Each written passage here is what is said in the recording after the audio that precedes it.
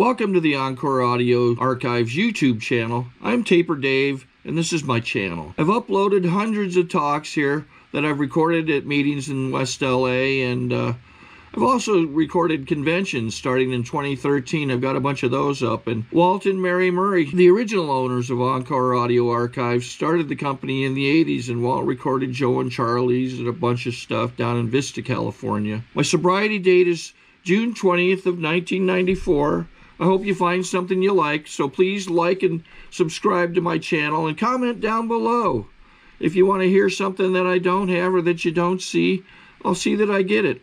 Anyways, take care and have a great day if you want to.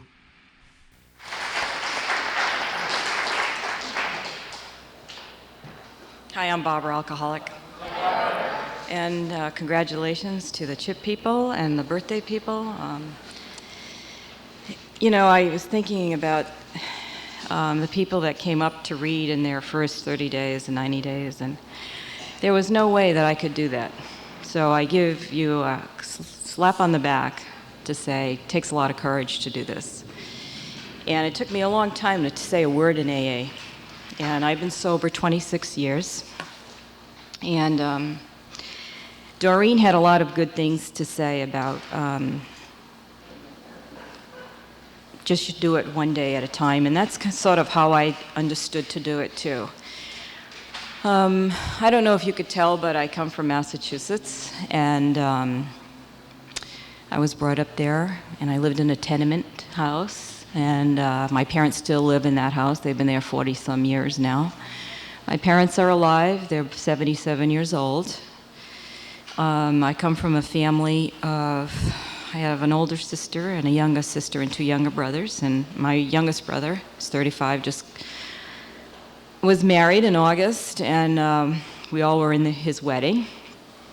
And you know, because of the 12 steps of Alcoholics Anonymous, my family speaks to me. They love me, they encourage me, they want me part of their life, and I want to be part of their life. I can tell my dad that I love him today, and he's important to me, and he was a good dad, and I'm really glad for who he was when I was growing up.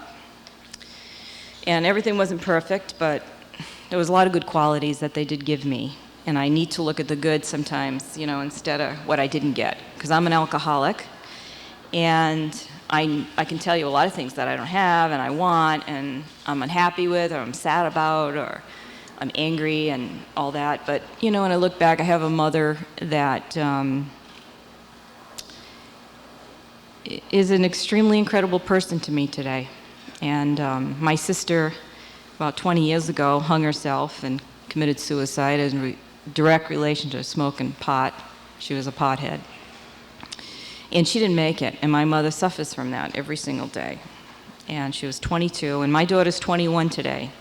And if I ever lost her in my life, I don't know how I could do it. And I see my mother trying to do it every day, and for the last 20 years. So, you know, we've had our issues, and we've had our tough times, and I was sober, and I stayed sober through that. And Alcoholics Anonymous, I guess the message is that no matter what I was ever going through, I didn't have to drink or use. I also liked speed and diet pills. I was 65 pounds heavier than I am now when I came into program.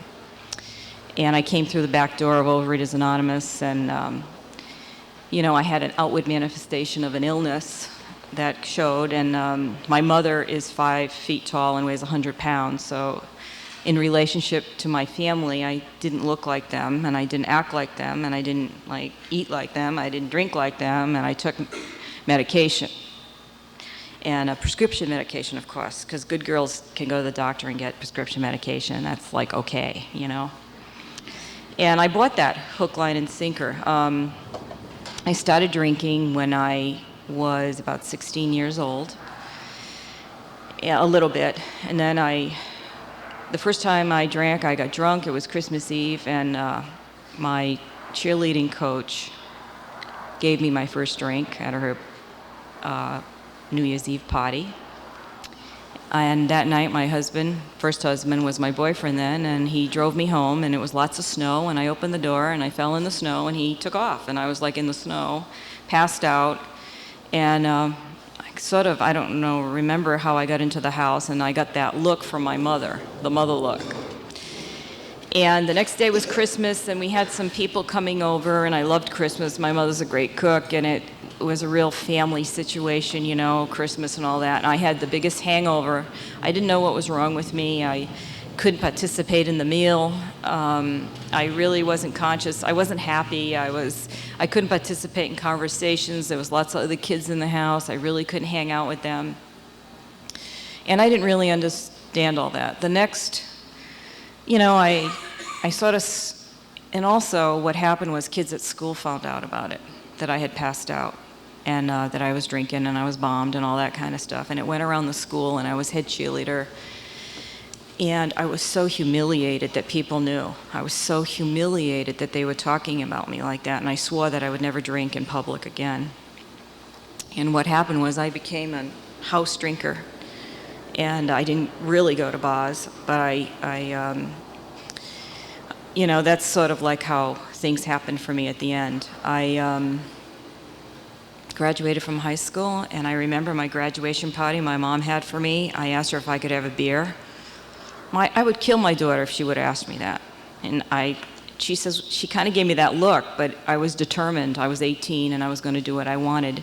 And in those days in Rhode Island, 18 was, you could drink in Rhode Island at 18, which was only like 20 minutes from us. And so it was kind of like, yeah, well, I might live in Massachusetts, but you can drink in Rhode Island. And that's where we went. We started hanging out in Newport, Rhode Island with all the sailors. And the Vietnam War was going on then, and there was lots of things going on in Newport. It was kind of like the marina. It was on all day and all night. And it was called the disco era. And we used to go discoing, you know, and drinking, and it was very easy to get booze, and it was easy to get men to buy me booze.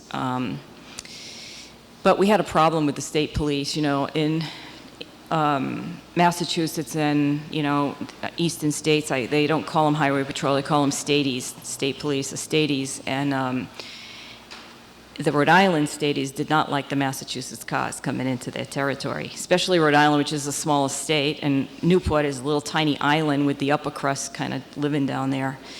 So we had to be really careful when we were driving on the island, and it is an island, so there's 2 lanes getting in there, one coming in and one coming out, and they would just wait for us.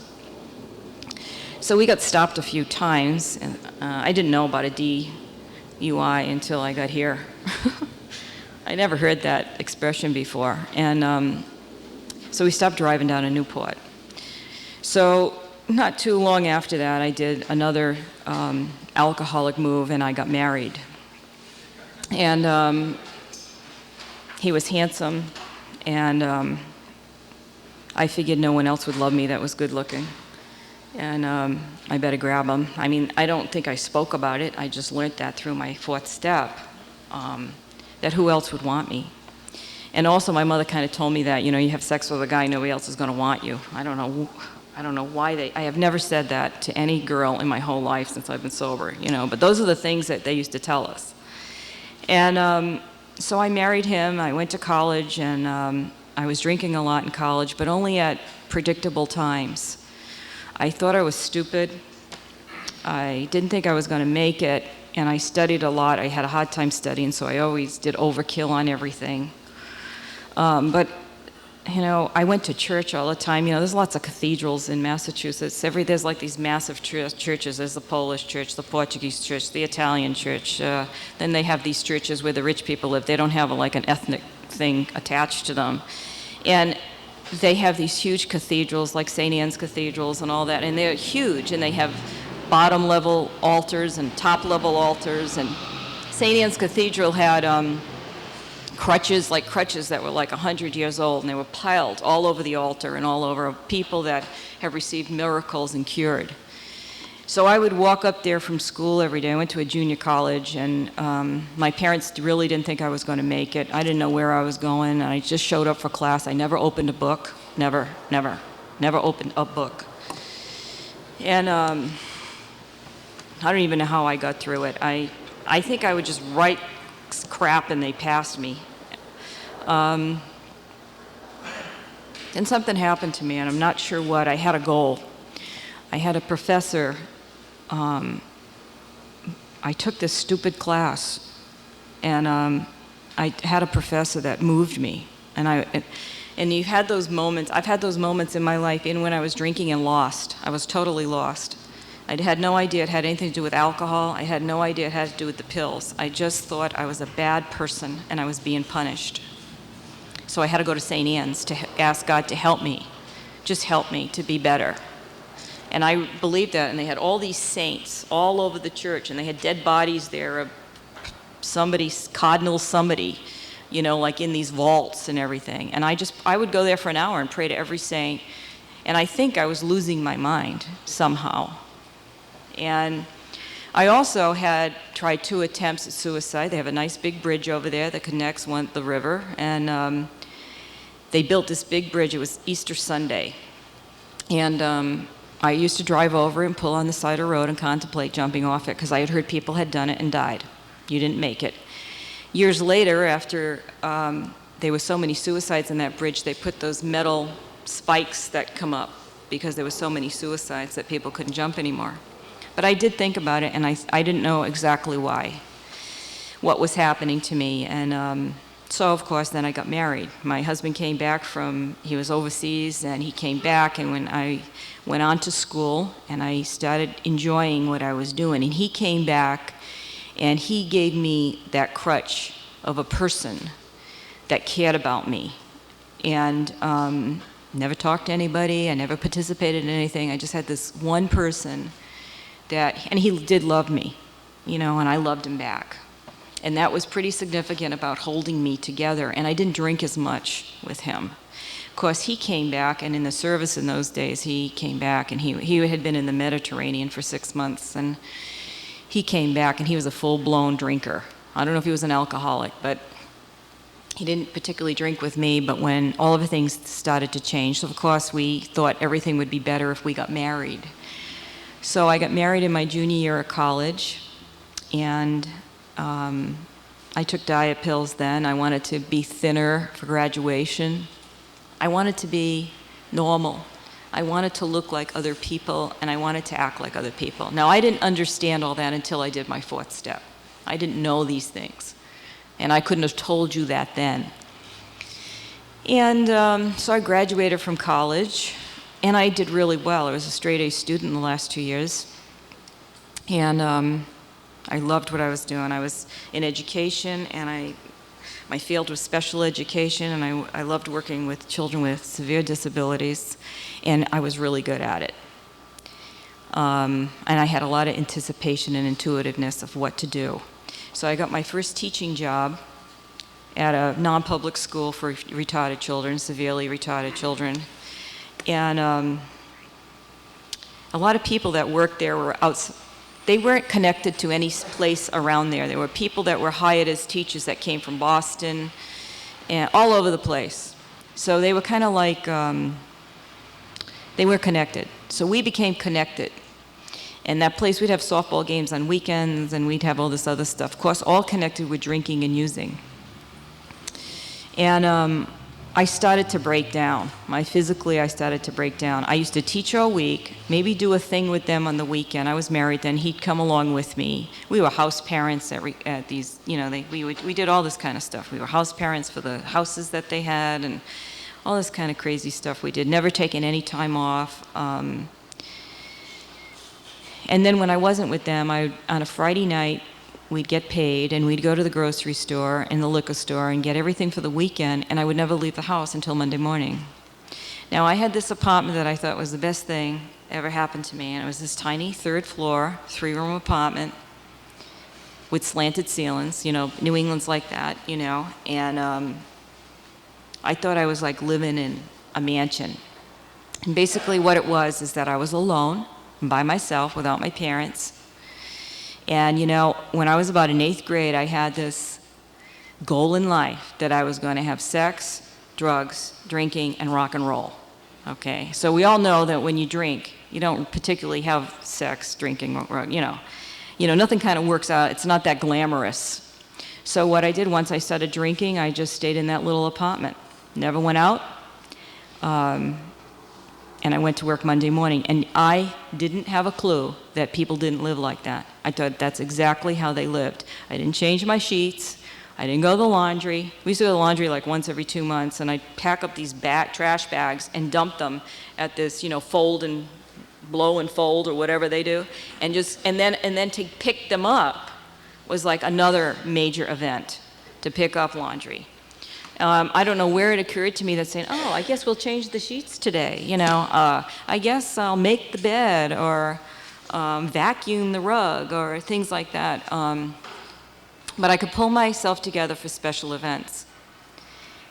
I came into, and the greatest time for me was, this is great because it's just that time of the year. It started with Labor Day, holiday season. Started with Labor Day for me, 4th of July, I guess. That's the holiday season. And then you have Labor Day, Halloween, Thanksgiving, Christmas, and New Year's. That was like the holiday season for me. And I had this in my mind that good girls could drink during holidays. And it's true. If you're ever drinking with your family at Christmas, they never seemed to stop me. They never made it an issue. They just didn't know that I was doing things in between. My sister called me up one day, or I called her, I'm not really sure. We didn't have a lot of kissy body poo-poo relationships in my family. And she called me up and she said, Ma says you never come by. Now, my mother lived about 5 minutes in the car from me. And I went by her house every day to go to work. And I don't think I stopped by. I'd be there for events in 2 years. And I guess my thinking was, she wants me to do that? It didn't even occur to me that she would even want me to drop by. Now, I have younger brothers, so when I got married, my brother was 7, and my other brother was 13. So they were like there still was a family at home, and I didn't really participate in that family. What happened to change my life was Alcoholics Anonymous. I ended up in the hospital. And I didn't know what was wrong with me. I was in so much pain. I used to carry Maalox in my teacher bag and take it to work. And I had a little schoolhouse, actually a little schoolhouse where I taught school.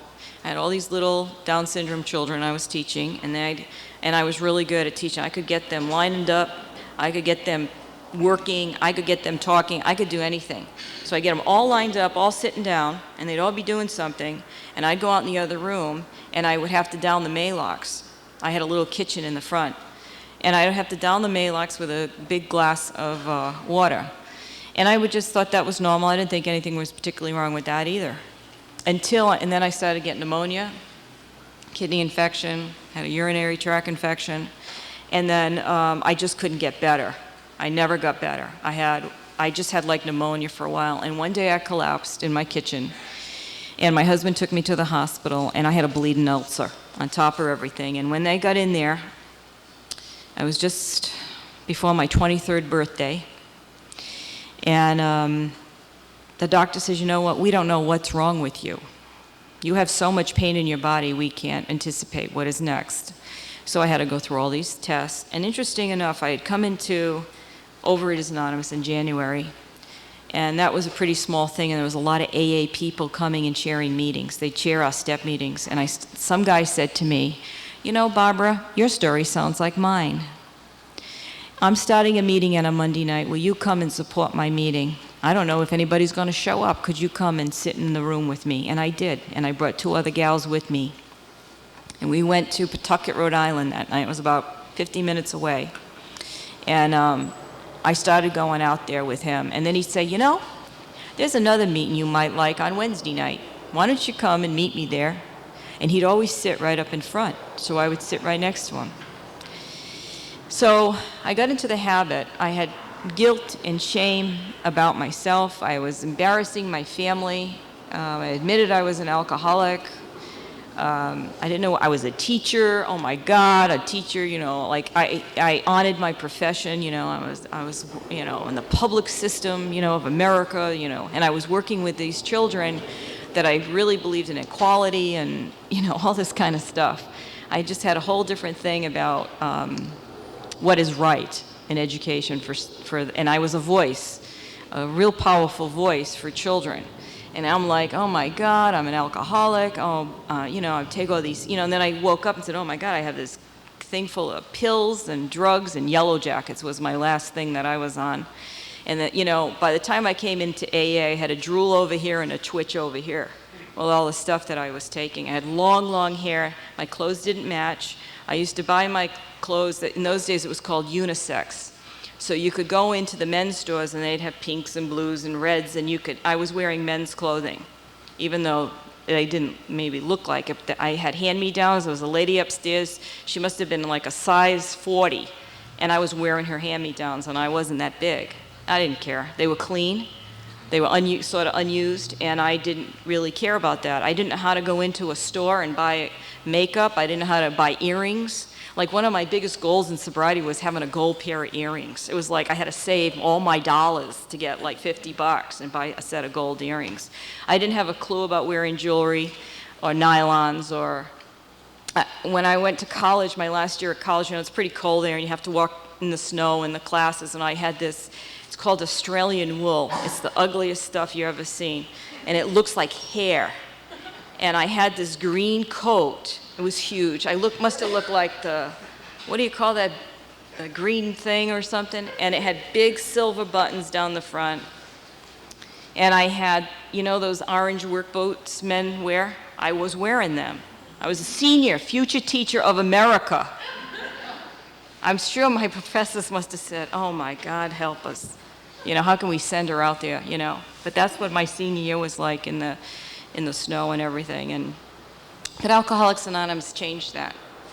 I started to learn a lot of information, and it's so great having these written and having people read them. And I love reading them because, I've been around a long time, but you know what? I need repetition here. I am an alcoholic. I am a woman alcoholic, and I need these things repeated and repeated and repeated. For some reason, I have this insatiable hole that I need to keep filling Alcoholics Anonymous information into my body. I never can say, oh, I got that. Or somebody said to me, I don't know what to do. And they said, you ever think of asking God for help? Oh, yeah. I must have heard that how many times? Let's see, where I am today. Well, I got sober, and I went to meetings all the time. I was married to this young man that I guess I showed no emotional support for. How can you when you're 23 years old? I mean, there's no such thing as an emotional support for someone else. You might want to, but over the years I realized that providing emotional support to another human being is a lifelong, daily job.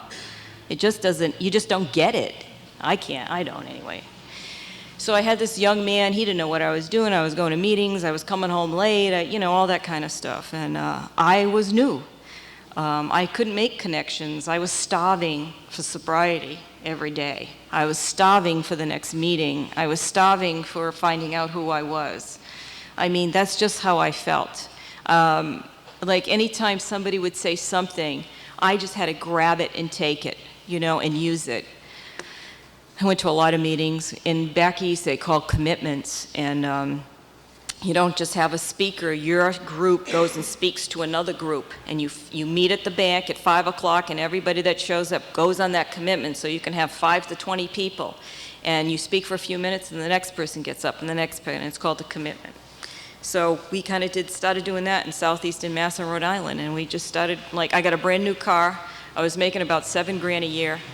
And I needed a car. I didn't know how to fix a car, and I had to be at work when you sign a contract when you're a teacher, you had to be there every day on time. They don't give any excuses for being late. You can get written up, and you can be out of a job. And I got this new car, and at first I went to one bank because I didn't have the down payment. And it just so happened the neighbor was the manager. My mother, knew these people, and he gave me, and it was $25 a month. So then I had to take that money to buy the new car. And I had a Chevy Nova, and I went and I got the loan, and I remember it was the Teachers Federal Credit Union, and she said, I don't know how you're going to eat. So she says, well, let's take it out for 5 years, then you'll have some money to eat with.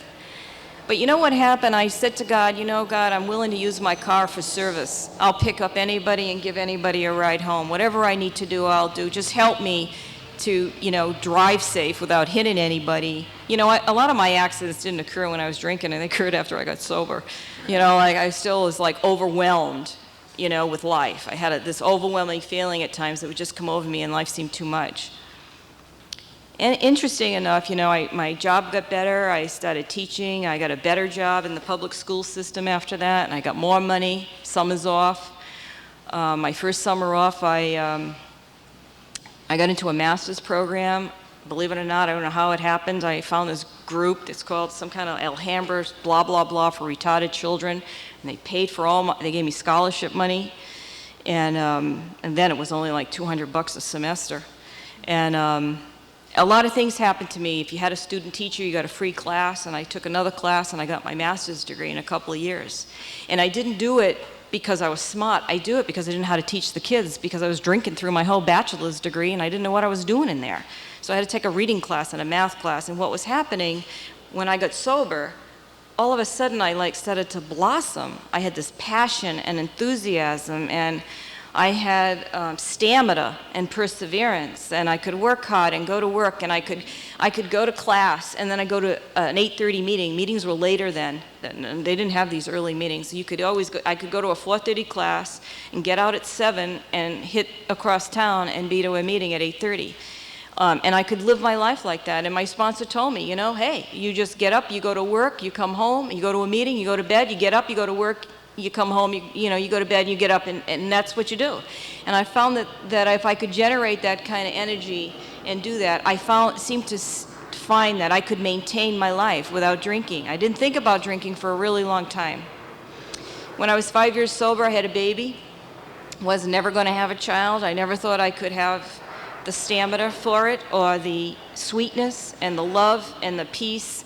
I thought I was a raging alcoholic. I thought I had anger that used to come out. I didn't know where it came from. I remember one time I ripped down the Christmas tree and a whole bunch of other things, and I said, oh my God, I didn't know how to control that. I didn't even know where it came from. But I found that in sobriety, I didn't have to do any of that. I didn't have to be that person anymore. And I could have rage with my sponsor. You know, I could let my feelings out with my sponsor. I could use my sponsor as a window to my soul to find out what I needed to do next. I didn't have to beat people up along the way with my mouth or my anger or my resentment or my pouting or whatever. We had this adorable little child, and I was a nursing mother, and I took a year and a half off, and I loved being a mother. It's the hardest thing I've ever done in my life, you know, on a 100% give, but I believed in it. I knew how to bring up children in the sense of my background, and I had a great mother that was a good mother. I was lucky, and childcare came easy to her. And then, you know, my husband one day was 10 years sober or something like that. I can't remember. Maybe it was 7 years sober, and he came up to me one day and he said, my feelings are dead for you. And he packed 3 trash bags with his clothes and he left. And he was never coming back. I knew he was not coming back. And I didn't understand it, and I didn't know why God would put me through this. I didn't have a clue. I believed in the family. I was very naive about a lot of things. And I believed in family life, and I believed in the couple family, blah, blah, blah. And I was distraught. I was so sad about it. So guess what? I ended up, you know, and then, you know, my daughter would go be with him, and I was by myself, and it was extremely the most painful thing I had to go through. And it was like somebody stuck their hand down my throat and was pulling everything out. And what it did, I remember one day I just laid on the floor and I said, God, please help me to change. Please help me to become something you want me to be. You know, I have to be a different person. The person I was with this person is gone. And I have to come out of my shell, and I have to be more of who I am. And it changed everything. And the women helped me. One woman said to me, you know, Barbara, I'm sick and tired of hearing your crap. Do something. I go, okay. You know, I couldn't believe she did that to me on the phone. And, you know, that really changed my life. And I think there was this person inside me that was screaming out, I had a physical, mental, and spiritual illness, and I've come to understand that I wasn't a bad woman getting well. You know, I was a sick woman getting well. And that I had an illness called alcoholism, and it touches anybody, you know. It touches teachers, it touches priests, it touches a lot of people, and my parents aren't embarrassed about me anymore. My father told me a year ago, I was 25 years sober, and I went home, and I was sitting watching a fight. One of the guys in our town was doing some fight, whatever you call that, and we were watching the fight. I was watching the fight with my dad, and I said, we were talking about this guy and all that, and he says, Bob, we didn't think you were going to make it. I was 25 years sober. He finally said that to me. And you know how scary that must be for a parent to say, we didn't think you were going to make it. And you know what? I don't think I was. And I came into Alcoholics Anonymous, and they gave me everything I need here, everything I need on a daily basis. I don't take anything for granted. Doreen's my sponsor. I could never do it without her. She gives me time every Saturday. We meet at 7 in the morning, and we have breakfast together. And I get an assignment. And all this stuff she gives me to do that I don't think she should, I should know this by now. And we make these plans and we move forward. And I've come a long way in sobriety. I think if you have a dream deep inside of you, or a couple of them, they will come true if you stay sober. I really believe that they have for me, and thank you.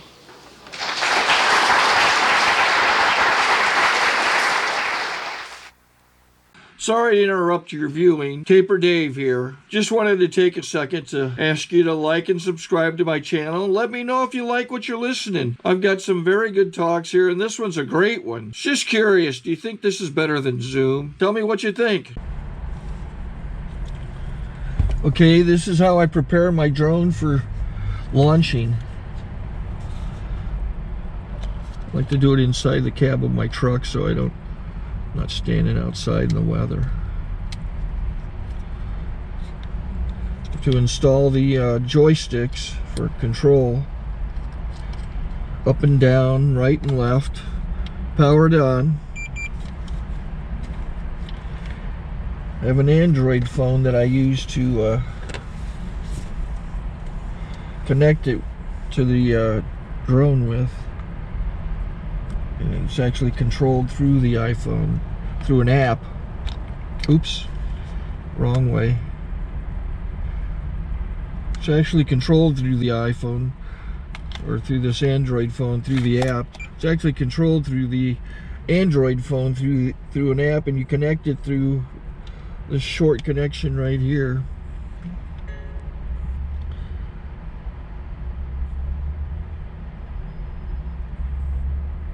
Remote control connected.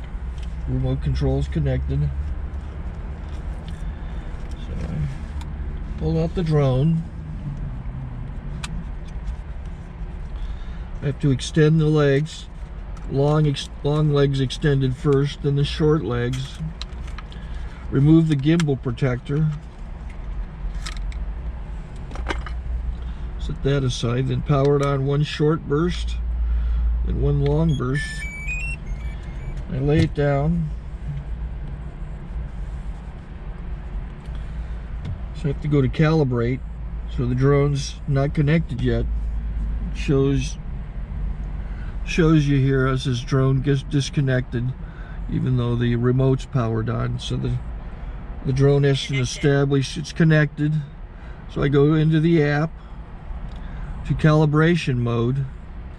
First I'll calibrate the remote controller. Start calibration. Out, in, oop, out, in, up, down, and then this little wheel is to control the gimbal. So it's calibrated. Go to gimbal calibration, start calibration, and then it calibrates the gimbal. I don't know if that shows up. The gimbal's moving all over the place. Changes, you can see it on the video. And I'm calibrated to take off. It's acquired 7 satellites at the moment. There are 26 satellites up in the sky, which it has to acquire before you can take off. So it's connected. It's got enough satellites. This is white.